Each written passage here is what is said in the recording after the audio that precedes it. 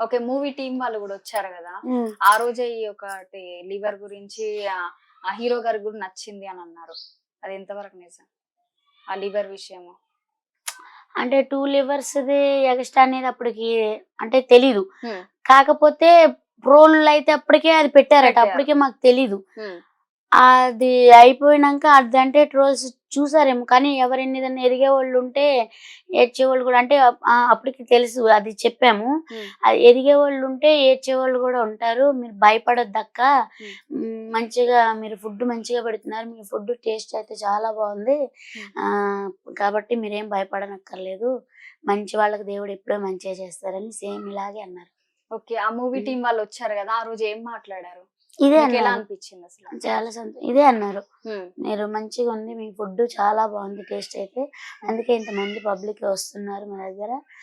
Very good. కానీ ఎదిగేవాళ్ళు ఉన్నప్పుడు ఏడ్చేవాళ్ళు కూడా ఉంటారు. నన్ను పట్టించుకోవద్దు. ఇట్లాగే మీ మంచి మనసే మిమ్మల్ని కాపాడిద్ది. మీరు అమ్మలాగా అన్నం పెడుతున్నారు మంచిగా. అది బాగా నచ్చింది. ఇగ అని అంటే ఓకే. ఇప్పుడు మొన్న జరిగిన సిట్యుయేషన్ ఏంటంటే, ఇప్పుడు ట్రాఫిక్ వాళ్ళొచ్చి ఆపారు గదా! మీరు అప్పుడు ఎంట్రీ అయ్యారు. వాళ్ళొచ్చి సడెన్‌గా ఆపేయడం జరిగింది. అంటే ముందే తెలుసా ఇలా ఆపుతారని? లేకపోతే ఆడికొచ్చాక తెలిసిందా మీకు? ముందు తెలీదు. ముందు తెలీదు. వెళ్ళినంకనే. మీరు వెళ్ళే వరకు అక్కడ ఉన్నారా వాళ్ళు? ఉన్నారు. మేము వెళ్ళేటప్పటికే ఉన్నారు. ప్లస్ మిగతా వాళ్ళందరూ కూడా దింపుతున్నారు మేము వెళ్ళేటప్పటికి. ఇంకా దింపుతున్నారు. రమ్మనంటే అయిపోవచ్చింది దింపుతున్నారు. కాకపోతే ఎవరిని ఆపలేదు. మా ఒక్క బండిని ఆపారు. ఎందుకు ఆపారసలు? అది అడిగాము. అడిగితే పబ్లిక్ ఇష్యూ అయింది. అందుకనే ఇదన్నారు. లేకపోతే వాళ్ళకి మాకు ఏం శత్రుత్వం లేదు. వాళ్ళు మాకు కోఆపరేట్ చేస్తారు. మంచిగా ఉంటారు. ఏదైనా సరే. చాలా అంటే చాలా బాగా మంచిగుంటారు. మీరు అడిగారా మరప్పుడు ఆ రోజు? ఎందుకు మాదే ఆపడం జరిగింది?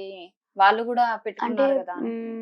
అప్పుడంటే వాళ్ళన్నారు మీ వల్ల మిగతా వాళ్ళందరూ సఫర్ అవుతున్నారని మా కంప్లెయింట్ అంటే మా కంప్లెయింట్ ఇవ్వడం జరిగింది. మాకు చెప్పడం అయితే అంటే కంప్లెయింట్ ఎవరిచ్చారైతే తెలీదు ఇప్పుడు. తెలీదు. మాతో అంటమైతే ఫస్ట్ అలానే అన్నారు వాళ్ళు. ఇట్లా మీ మీద అట్లా ఇదవుతుంది పబ్లిక్ ఇష్యూ మరి మా బాధ్యత మా డ్యూటీ మేము చేస్తున్నాము అని చెప్పి అన్నారు. ఓకే. మరి ఆ రోజు ఫుడ్ అంతా వేస్ట్ అయింది? అంటే అందరికి పంచాం. అంటే వేస్ట్ అయితే పారేయటమైతే పారేయలేదు. మా కాలనీ వాళ్ళు మొత్తం తిన్నారు. మా కాలనీ వాళ్ళందరికీ పంచాం. ఓకే. ఇక అలా పంచడం వల్ల హ్యాపీగా ఫీల్ అయ్యిండ్రు. మరి అంతే పారబోస్తే బాధ. ఎవరో ఒకళ్ళు కడుపు నిండా తింటే చాలు. ఎంత ఖర్చు అసలు ఎంత ఖర్చు అయింది అసలు? ఎంత ఖర్చు అవుతుంది? 50,000. 50,000.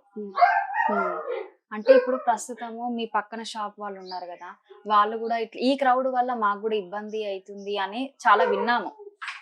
మీ ముందేమో అలా మాట్లాడడం జరుగుతుంది అని బానే మాట్లాడుతున్నారు. మీకు వాళ్ళకి బానే ఉందిగా.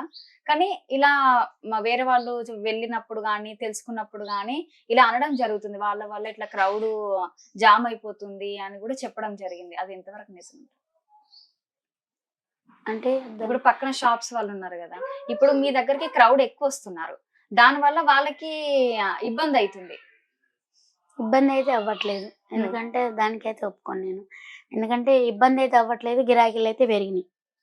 మాకు తగ్గింది.